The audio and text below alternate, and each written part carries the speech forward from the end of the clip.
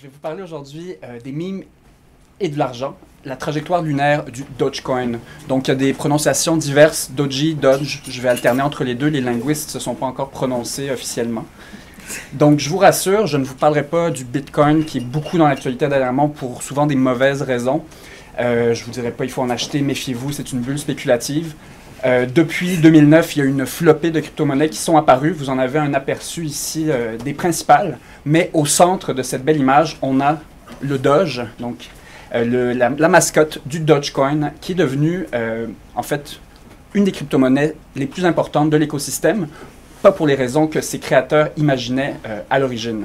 Donc, en termes techniques, rapidement, de quoi s'agit-il? C'est un protocole cryptographique qui permet l'échange d'unités de valeur de manière décentralisée, donc sans passer par des banques ou des serveurs centralisés, et de manière sécuritaire par la magie de la cryptographie. Donc, c'était créé en 2013 par deux développeurs californiens.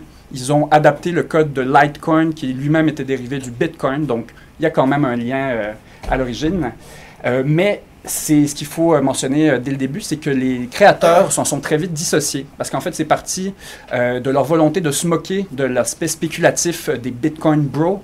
Ils voulaient un petit peu donc s'éloigner de ça, mais on est vraiment dans la situation d'une blague qui a échappé à leurs créateurs, parce que le Dogecoin aussi a été affecté par la spéculation. Donc, rapidement, ici, vous avez la courbe de sa capitalisation, en fait, de la valeur du Dogecoin depuis sa création en 2013-2014 jusqu'à aujourd'hui. Ce n'est pas l'intérêt de ma communication, donc juste très rapidement pour vous donner une idée, faire rêver un petit peu, entre le point le plus bas et le point le plus haut, on a un facteur de 18 fois. Donc, imaginez que vous êtes en 2014 prêt à mettre 500 $ sur le Dogecoin et que vous avez eu l'idée, la bonne idée, il y a environ 50 jours, le 8 janvier, de vendre au plus haut. Votre 500 $ en valait 10 000. Donc, ça donne quand même une idée. C'était une blague au début, mais ça devient sérieux quand on est dans ces prix-là. Mais, justement, ce n'est pas la spéculation qui m'intéresse. C'est un autre aspect de la communauté Dogecoin qui, pour moi, est beaucoup plus intéressant. C'est au contraire sa générosité, son ouverture d'esprit également, sa positivité. Sur leur forum, c'est un débordement de bons sentiments. C'est vraiment beau à voir. Et ça s'est concrétisé plusieurs fois. Donc ici, on a eu un premier effort de la communauté, en fait, de sponsoriser un coureur NASCAR qui n'avait pas l'argent pour s'inscrire à une course. Et la communauté, en 2015, a réussi à récolter 75 000 $ pour permettre aux coureurs automobiles de participer. Ici, on a une modélisation de sa voiture, mais cette voiture-là a vraiment coursé. Ici, on a le chauffeur qui n'a pas gagné, mais qui était très heureux d'avoir simplement pu participer et qui représentait donc fièrement le Dogecoin au NASCAR. Ça a dû susciter beaucoup de questions. Et ça a d'ailleurs été suivi d'un pic spéculatif parce que ça, c'est assez typique avec les crypto-monnaies. Toute exposition entraîne une spéculation. Donc, plus on en parle, plus ça vaut cher. Une autre initiative très positive, elle aussi, les Doji Socks. En 2016, il y a plusieurs dizaines de milliers de dollars et des centaines de paires de chaussettes qui ont été données à des personnes en situation d'itinérance dans la région de San Francisco. Donc, là aussi, une belle initiative. Je peux aussi mentionner Doji for Water, qui a récolté de l'argent pour la construction de puits au Kenya.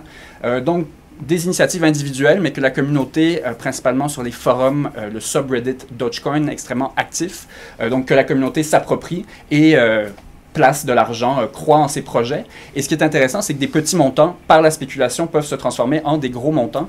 Donc, en donnant des fois 2-3 $, et quelques mois plus tard, on peut offrir des sommes conséquentes à des projets en lesquels on croit. Il y a aussi une communauté artistique extrêmement active. Ce qu'il faut mentionner, je passe rapidement parce que ça a été dit ce matin, le Doge existait avant le Dogecoin et donc ce cher Shiba Inu a beaucoup été transformé, approprié, parfois avec beaucoup de talent, je trouve. Ce qui m'intéressait, en fait, c'était de creuser un petit peu pourquoi, justement, ce chien est devenu si populaire et pourquoi son association à une monnaie, une crypto-monnaie, a été si efficace. Il y a des blagues qui ont duré quelques mois. Le Dogecoin a maintenant 5 ans et se porte très bien. Donc, pourquoi?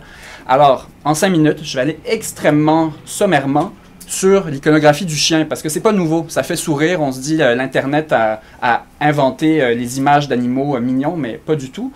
Donc en fait, dès l'Antiquité, le chien était représenté pour sa fidélité, pour son aspect de bon gardien, et en fait, il y a un lien très fondamental avec l'économie. Donc là encore, je fais ça très sommairement, mais en fait, la sédentarisation de l'agriculture qui a donné naissance à l'économie capitaliste extractiviste, elle a été faite en même temps que la domestication du loup, qui est devenu un chien. Et donc, les chiens, qui étaient maintenant maîtrisés, permettaient de protéger ces cultures sédentaires, et ça a vraiment permis le développement de l'agriculture. Donc, c'est vraiment, là, on est au fondement de l'économie.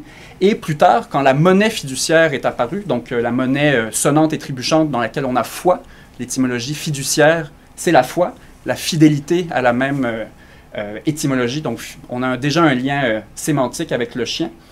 Donc, les premières monnaies servaient à compter des têtes d'animaux, des troupeaux principalement. Donc, vraiment, dès l'origine de la monnaie, on l'associait à l'argent.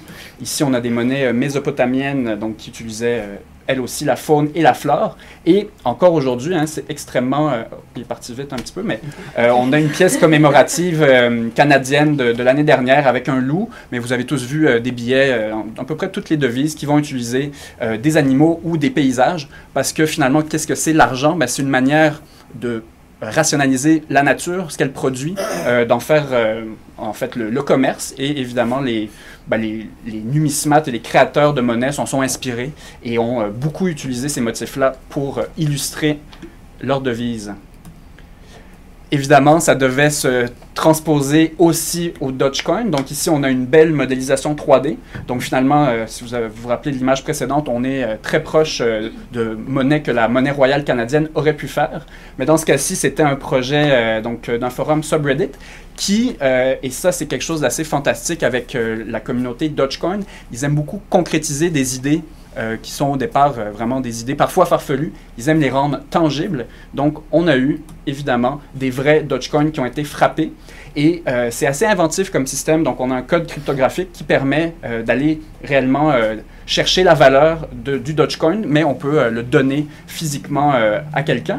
Et ce système-là de crypto-monnaie physique, il a été repris depuis par beaucoup d'autres crypto-monnaies beaucoup plus importantes. Mais comme pour beaucoup de choses, Dogecoin était...